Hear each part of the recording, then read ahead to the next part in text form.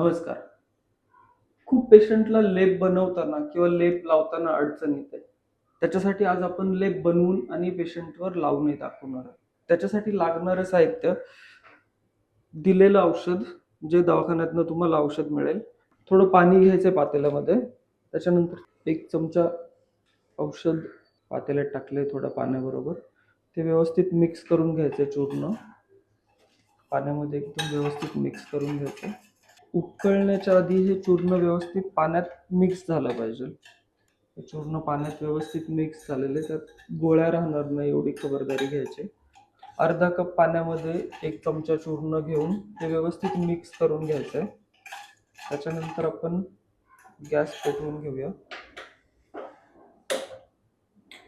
हे गॅसवर मंद आचेवर व्यवस्थित शिजवून घ्यायचं आहे.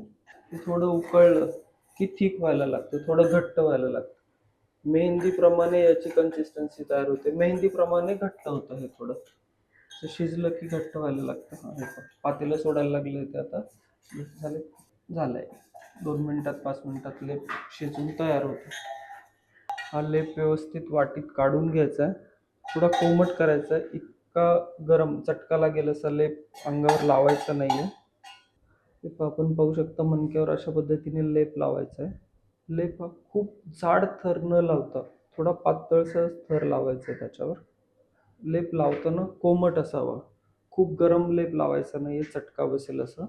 नंतर जास्तीत जास्त एवढ्याच जाडीचा कॉटन घ्यायचा आपण आणि तो व्यवस्थित लेपवर चिटकवायचा आहे.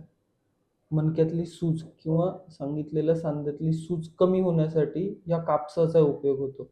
कापूस फक्त हा लेप निघू नये या कारणासाठी नाही, ह्या कापसाचाही गुण आहे की लेप अजून घट्ट करण्यासाठी या कापसाचा उपयोग होतो.